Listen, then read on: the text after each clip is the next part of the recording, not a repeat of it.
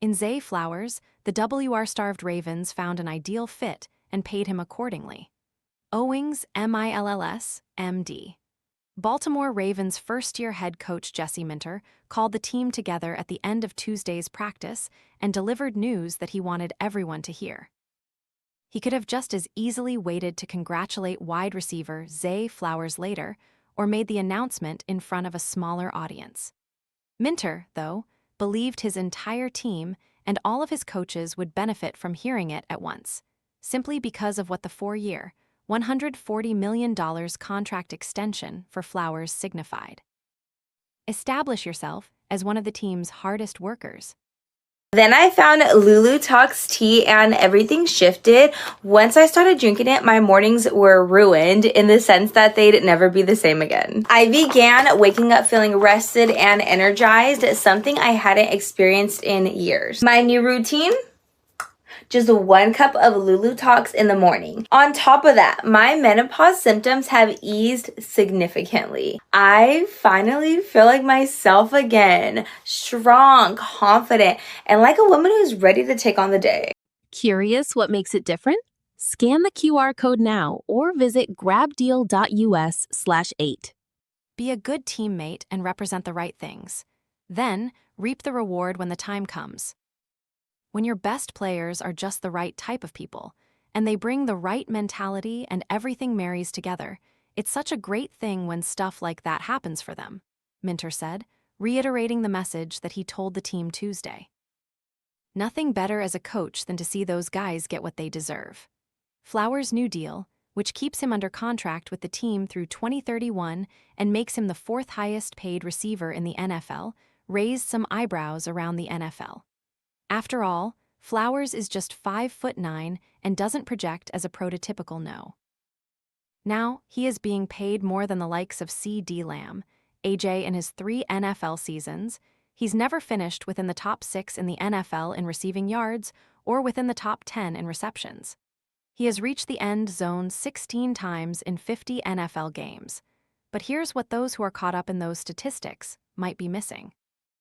In 3 short years, Flowers has already made a compelling case that he's the best homegrown wide receiver the team has ever produced. In 3 short years, he's shown that it's possible for a receiver to be productive in a run game and tight end-heavy Baltimore offense, where the careers of many receivers before him have gone to die or never materialized in the first place. And in 3 short years, Flowers has helped quiet one criticism that has badgered the team's decision-makers like no other.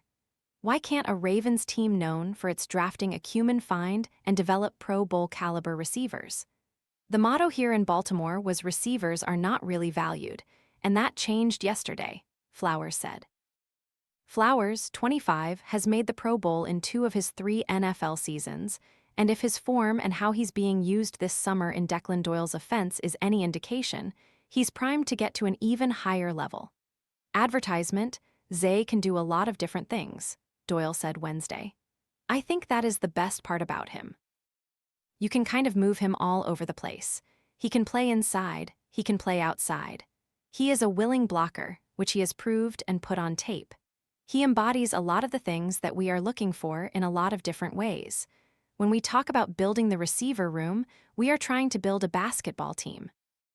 It just so happens that he can play multiple positions on that basketball team. Flowers and his agent verbally agreed to the deal during Tuesday's practice. He and general manager Eric DaCosta embraced on the field, and Flowers later got loud cheers from his teammates when Minter notified them of the new deal in the practice-ending huddle. On Tuesday night, Ravens quarterbacks Lamar Jackson and Tyler Huntley took the wide receiver and fellow South Florida native out for dinner. Flowers officially signed the contract Wednesday morning and then was on the practice field about 45 minutes later, making plays in a driving rainstorm on day 6 of training camp. That the Ravens rewarded Flowers shouldn't have come as a significant surprise. They've shown unwavering belief in Flowers from the beginning, ranking him as the top receiver in a 2023 draft class that also featured first-rounders Jackson Smith-Njigba, Quentin Johnston, and Jordan Addison. They've never dwelled on his size because they were always enamored with his speed, explosiveness, playmaking ability, and toughness. They simply weren't going to let their biggest first-round receiver success story walk out the door. They weren't going to allow Jackson's close friend and favorite target to enter the 2026 season wondering if his much-desired contract extension would ever come at a time when Jackson's desire to sign a contract extension is the subject of much speculation. Advertisement: I would love for him to be my quarterback until I am done playing, Flowers said of Jackson. It does not matter how long, I want him to be my quarterback because to me, he is the best in the world. The Ravens weren't going to risk a talent like Flowers, who had made clear that he wanted to be in Baltimore, get close to an open market that is especially fond of paying receivers nowadays. It almost felt like a matter of when, not if.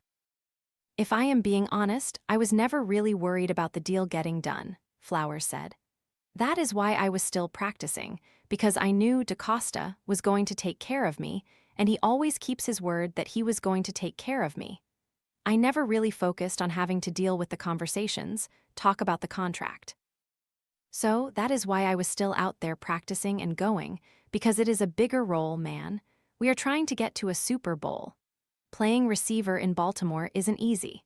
Just ask Flowers' teammate Rashad Bateman and a number of other hyped pass catchers who came before them.